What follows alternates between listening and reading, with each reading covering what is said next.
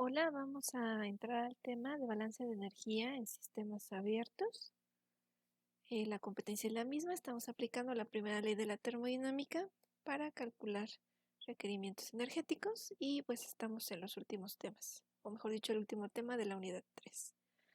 Bueno, entonces aquí en la diapositiva observamos un sistema abierto, que es el sistema de ductos de nuestro país, a través del cual Pemex transporta los diferentes hidrocarburos, combustibles aditivos, etcétera, por todo nuestro país. Bueno, un sistema abierto, ustedes lo saben, es aquel donde puede haber intercambio tanto de materia como de energía. Vamos a tomar de ejemplo para deducir la ecuación del balance de energía a un sistema de bombeo.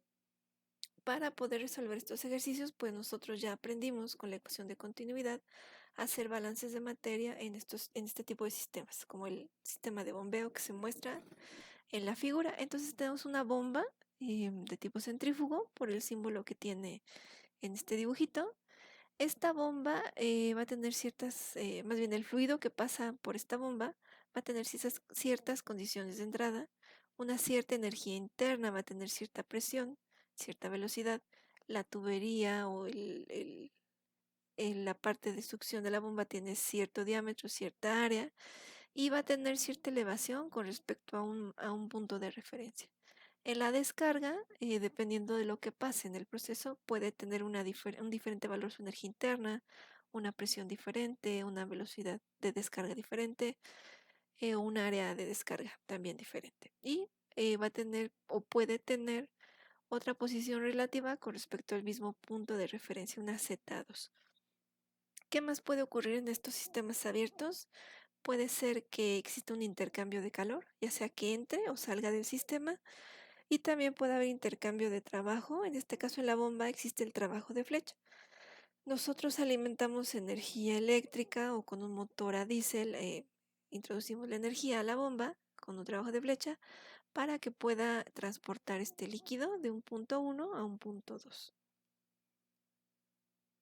Bueno, para poder resolver los balances de energía, lo primero es conocer los equipos de proceso. Vamos a hablar muy rápidamente de qué cosas son algunos equipos de proceso. Empecemos con las bombas centrífugas. Todo aquello que tenga forma como de caracolito es un equipo centrífugo. Ajá.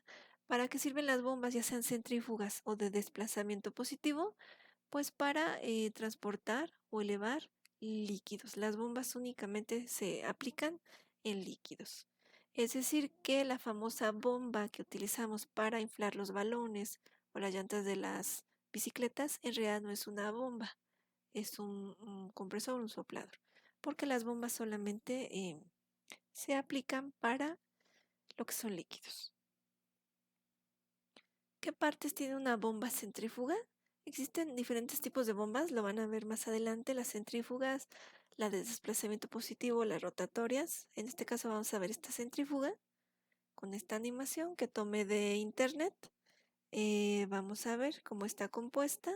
Primero está el motor, ajá, al cual está acoplada la flecha. Esta es la flecha, estos son elementos de sujeción.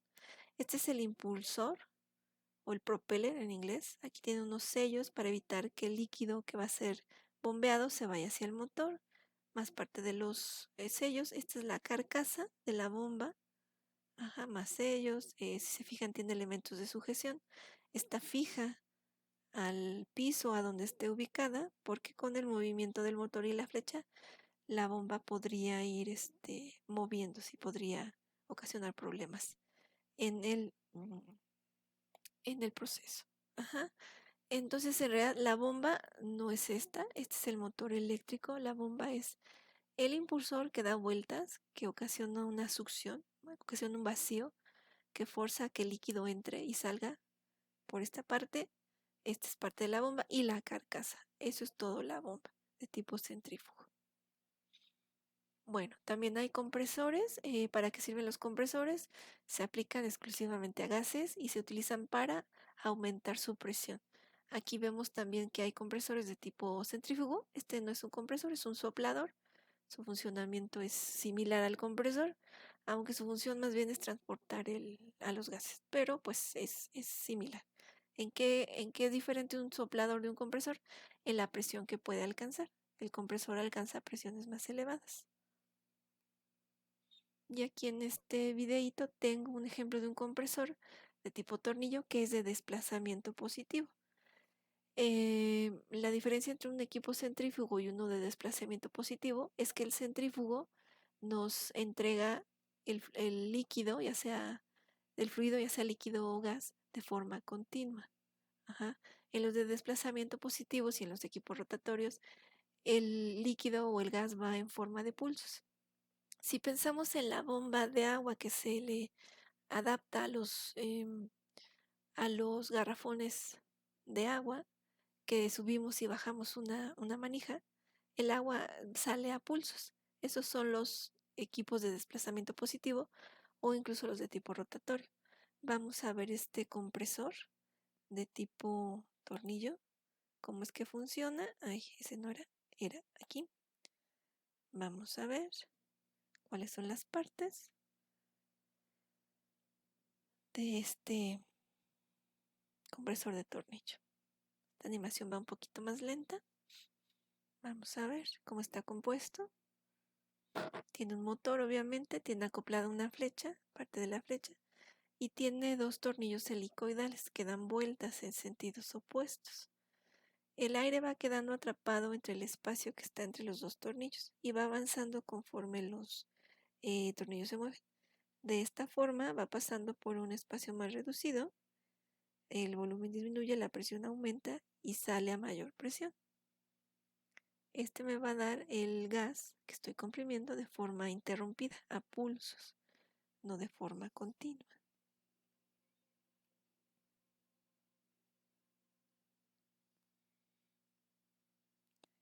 Otro equipo de proceso que es importante son las turbinas. Las turbinas son el equipo opuesto de una bomba. En una bomba ustedes tienen que alimentar a esa bomba con energía eléctrica o algún tipo de energía para transportar un fluido. Pues la turbina hace lo opuesto, toma energía de un fluido que puede ser un vapor sobrecalentado o gases de combustión. Ese fluido o ese gas, ese vapor sobrecalentado o gases de combustión se hacen pasar a través de esta turbina. La turbina le quita la energía interna que tiene, y la transforma en otra cosa, típicamente en energía eléctrica. Bueno, primero lo transforma en energía de movimiento y después con un generador eléctrico podemos generar energía eléctrica. Vamos a ver entonces un pequeño clip de video. Es más bien para niños, pero se explica de forma muy sencilla cómo es que funcionan las turbinas para generación de potencia eléctrica. No confundir con las turbinas de los aviones, porque ese es un dispositivo diferente que está fuera del perfil del ingeniero químico.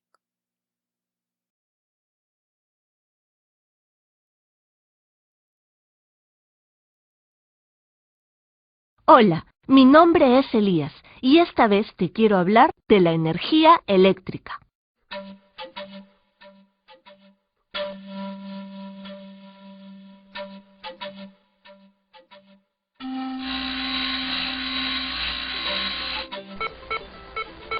¿Te imaginas qué pasaría si no existiese la electricidad? La electricidad que usamos es generada en las centrales eléctricas. Luego es transportada por líneas de transmisión para finalmente ser distribuida entre sus usuarios. En las centrales de electricidad es creada con distintas fuentes como el agua, gas natural, carbón o petróleo, el sol, el viento, entre otros. Por ejemplo, las centrales hidroeléctricas utilizan el agua de las lagunas, ríos y lagos que es almacenada en represas para generar la energía eléctrica. Esta agua represada fluye a través de una tubería y empuja las paletas de una turbina, haciéndolas girar. Esta turbina, unida al generador, hace que se produzca la electricidad. ¿Sabes? La energía hidráulica es renovable, pues el agua no se agota al usarla. Otra manera de generar electricidad es quemando gas natural, carbón o petróleo en las centrales termoeléctricas. Cuando se queman estos combustibles, crean una mezcla de gases y aire caliente a alta presión que choca con las paletas y hace girar la turbina para que el generador produzca electricidad. También podemos utilizar la fuerza del viento para generar electricidad en las centrales eólicas o el calor de los rayos solares captados por los paneles solares. Se usa también cualquier materia residual orgánica llamada biomasa, que cuando se consume genera electricidad. En algunos países se usa también el uranio para generar energía eléctrica en las centrales nucleares. No importa cómo se genere, siempre la energía eléctrica es conducida por cables desde los generadores hasta unos aparatos llamados transformadores, que aumentan o disminuyen la tensión.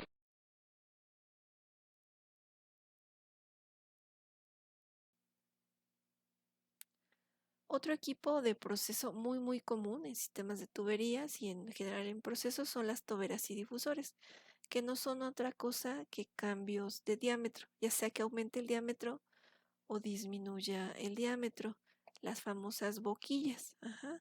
Y se utilizan para cambiar la velocidad del fluido que estemos estudiando. O para modificar presión también la podemos utilizar, porque cuando modificamos velocidad, modificamos obligatoriamente la presión del fluido. Bueno, los intercambiadores de calor, aquí están las fotos reales de cómo son los equipos. Se utilizan ya sea para calentar un fluido o para enfriarlo. ¿Cómo funcionan? Es muy sencillo. Aquí traigo otro videito que tomé de YouTube. Vamos a ver. Tenemos un sistema de tubos y están adentro ya sea de un ducto más grande o de alguna una región. Tenemos un líquido que está frío. Hacemos circular a un fluido caliente por este sistema de tuberías, de tubos. Y por la ley cero, el calor va a fluir de la parte de temperatura elevada a la parte de temperatura baja. Y entonces mientras un fluido se calienta, el otro se enfría. Ustedes pueden elegir poner el diseño al revés, poner el fluido caliente afuera y el fluido frío adentro de los tubos, y el diseño que van a obtener es muy diferente. Esto lo aprenden a diseñar en procesos de separación 2. Casi es la mitad del curso. Se ve un equipo muy sencillo, se ve muy fácil. No es que sea imposible, ¿verdad? Pero pues sí requiere conocer muchos datos, mucha información. Pero eso es materia casi de cierre. Ujú. Entonces, estos intercambios de calor pues son igualitos a los famosos boilers de nuestras casas, que no es boiler, es calentador. Ujú. Bueno, ¿qué más equipos tengo por aquí para ver? Creo que son todos. Pueden buscar en los libros de termodinámica, hay válvulas de estrangulamiento y otro tipo de equipos que son interesantes de conocer y modelar. Bueno, pues regresamos al diagrama de balance de energía que tomé de Himmelblau. Tenemos el sistema representado por este círculo y los alrededores por esta figura.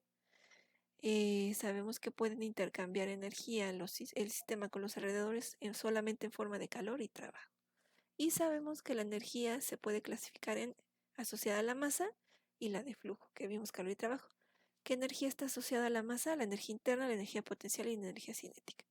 Vamos a pensar en nuestro sistema de tuberías y pensemos si podemos modificar la energía interna. La energía interna cambia de valor cuando cambia la temperatura o cambia la fase o generamos una reacción química. Y podemos hacer los tres casos, sí, en un sistema abierto, claro. Podemos mover o modificar la temperatura del sistema, podemos forzar un cambio de fase, o en reactores tipo tubular podríamos hacer una reacción química. Y podemos modificar el valor de la energía potencial, pues también en el ejemplo del sistema de bombeo tomamos un líquido a un nivel bajo y lo podemos subir a un nivel más alto, como es el caso del sistema de agua que tenemos en nuestras casas. Llega el agua de municipio con cierta presión y sube hasta la azotea donde está el tinaco, o aunque no haya tinaco, sube y después vuelve a bajar. Entonces sí podemos cambiar el valor de energía potencial. Y la energía cinética también vimos equipos como por ejemplo las boquillas y difusores, que son cambios de diámetro, que sirven para modificar velocidades. Entonces también lo podemos tomar en cuenta para los sistemas abiertos. Y obviamente el calor y el trabajo.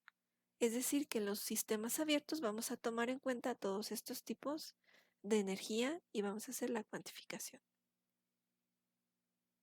Entonces aquí tengo el mismo ejemplo, que es un sistema de bombeo. ¿Qué es lo que tengo que cuantificar? Para el punto 1, que es la entrada, y el punto 2 sería en el punto 1 la energía interna de entrada, más la cinética de entrada, más la potencial de entrada, más algo que se llama trabajo de flujo, que ustedes conocen como trabajo PV en sistemas cerrados. Es exactamente lo mismo, solamente que aquí se va a calcular de forma más fácil. Únicamente vamos a multiplicar a multiplicar la presión del punto 1 por su volumen específico. Tiene que ser volumen específico. ¿Por qué utilicé la V mayúscula, que es de volumen solito, en lugar de utilizar la V minúscula cursiva? Porque en los libros de procesos, en los libros de operaciones unitarias, para el volumen específico, los autores utilizan la V mayúscula. Y esto es con el fin de que ya vayan tomando la formación de ingenieros que necesitan para estas materias de procesos de separación. Bueno, entonces este trabajo de flujo es la energía que tiene que invertir el fluido, pensemos que es agua, para circular, ir empujando a todo lo que encuentre enfrente. Es como más notorio aquí en la salida, en la descarga. En la salida también tenemos trabajo de flujo, porque esta agua, para poder salir, descargar hacia el tinaco o lo que hay aquí, tiene que vencer la resistencia de la atmósfera. Tiene que hacer una especie de compresión, la tiene que empujar para poder salir. Entonces esto es trabajo de flujo, ¿sale? Y este trabajo de flujo, siempre que existe un fluido en movimiento, va a estar presente. ¿Qué más tipo de energía vamos a tomar en cuenta? El calor. Lo voy a poner a la izquierda, como es este caso, si estoy calentando mi sistema, si el calor está entrando. Todos los términos que estén del lado izquierdo corresponde a energía que entra. Si estoy enfriando, estoy sacando un flujo de calor. Este calor tendría que ponerlo del lado derecho. Todos los términos del lado derecho representan la salida de energía. Otro término con el que debo de tener cuidado es el trabajo de flecha, porque en el caso de la bomba sí lo pongo como entrada, porque ustedes necesitan conectar la bomba a la corriente eléctrica para que funcione. Pero si el sistema fuera una turbina, el trabajo de flecha no estaría del lado de entrada, sino de salidas, porque la turbina es la que me va a dar la potencia eléctrica. Se la quita un fluido y me la entrega a mí. Entonces no es entrada, es salida para turbinas, ¿sale? Y todo eso es igual a la energía de salida, que en este caso es la energía interna de descarga, más la cinética de descarga, más la potencial de descarga, más el trabajo de flujo de salida, que ya vimos se debe al movimiento del fluido. Entonces hay que tener mucho cuidado con el término de calor y trabajo de flecha, porque a veces pueden estar como entrada, pero a veces pueden estar como salida. Bueno, entonces la ecuación del balance de energía para el sistema abierto, ya un poquito más desarrollada, tiene esta forma. La energía interna no la podemos calcular de forma puntual, pero sí podemos calcular deltas de energía interna. Recordemos que delta U es igual a la integral desde la temperatura 1 hasta la temperatura 2 del CB, que es la capacidad calorífica volumen constante, por el delta T. La energía cinética, nosotros estamos acostumbrados a calcularla utilizando la ecuación de masa por velocidad al cuadrado sobre 2. En estos balances de energía ya no vamos a poner la masa, ni para la energía cinética ni para la energía potencial. La masa la vamos a retomar hasta el final, cuando calculemos, por ejemplo, potencias o cosas así. De hecho, ningún término energético tiene masa. De hecho, tendríamos que utilizar flujo másico. Ajá. Lo pueden aplicar, pero se les va a hacer una expresión muy grande. Va a ser una ecuación muy larga cuando sustituyan datos. Entonces, lo mejor es no utilizar masa ni flujo másico, sino involucrarlo hasta el final, ¿sale? Entonces ya no ponemos masa y además aparece algo adicional que es el factor Gc, el factor gravitacional. ¿Por qué tengo que poner Gc? Porque si nada más pongo la velocidad al cuadrado entre 2, las unidades que voy a obtener, por ejemplo, para energía cinética, pues serían de velocidad al cuadrado, que sería metro cuadrado, segundo cuadrado. Y yo tengo que tener unidades de energía en cada término. Si aquí en energía interna tengo joules sobre mol o calorías por gramo, aquí tengo que tener también unidades de energía, que en realidad metro cuadrado sobre segundo cuadrado también es unidad de energía, pero no le entendemos, no se le entiende mucho. Ajá. En el sistema métrico decimal, esto sí es una unidad de energía, pero como estamos en el sistema internacional y aún no avanzamos a las unidades, a las materias de, por ejemplo, procesos de separación, se nos hace rarísimo decir que la energía se mide en metro cuadrado sobre segundo cuadrado. Entonces, ¿qué pasa si dividimos entre el Gc, que son kilogramo metro sobre segundo cuadrado por newton? Se nos van a cancelar los segundos cuadrados y se nos cancela un metro de abajo con uno de arriba y queda newton por metro, que es joule sobre kilogramo. Y entonces ya tenemos unidades de energía que se entienden más fácilmente. Lo mismo vamos a hacer con la potencial. Sabemos que la energía potencial es masa por altura, por el G. Quitamos la masa, conservamos altura por el G e introducimos el término Gc por lo mismo para tener unidades de energía que podamos entender. Presión por volumen también va a tener unidades de energía, kilopascal por metro cúbico sobre kilogramo. Recordemos que kilopascal por metro cúbico es kilojoule o pascal metro cúbico es joule, calor, trabajo de flecha, etc. Sabemos también que la entalpía es la suma algebraica de la energía interna más el trabajo de expansión-compresión, también llamado trabajo de flujo. Y observemos que aquí en la entrada tenemos energía interna, trabajo de flujo, y también en la salida. Por lo tanto, esta ecuación puede hacerse más simple y en lugar de manejar energía interna y trabajo de flujo, podemos manejar la entalpía de entrada y en el caso de la salida igual, en lugar de poner U2 y PV2, ponemos entalpía de salida. Ajá. Recordando que calor y trabajo pueden estar como entrada o como salida. Y en algunas ocasiones nos va a servir utilizar la ecuación que está en función de la energía interna, pero en otras nos conviene más utilizar la que está en función de la entalpía. Es la misma ecuación, es equivalente, solo hay que ver cuál de los dos me conviene utilizar. Bueno, y finalmente el cálculo de potencia, recordemos que la potencia es la rapidez con la que realizamos un trabajo. ¿Cómo la vamos a calcular? Sencillamente vamos a multiplicar el flujo másico por el trabajo de flecha. Y así de simple podemos calcular potencia, ya sea que necesite una bomba o, por ejemplo, la potencia eléctrica que nos entrega una turbina generadora. Bueno, ¿cómo saber si se cuantifica cada término energético? Pues recordando el concepto de cada cosa. La energía interna es la energía debida al movimiento molecular atómico y subatómico. Si hay un cambio de temperatura, hay un cambio de energía interna. Si hay un cambio de fase, hay un cambio de energía interna. Si existe una reacción química, como cambia la naturaleza y el acomodo de los enlaces y los átomos y demás, pues va a haber un cambio de energía interna. Que en termodinámica no estudiamos reacciones químicas, pero sí cambios de temperatura y de fase. Si hay cambio de temperatura o cambio de fase, o las dos, entonces hay un cambio de energía interna.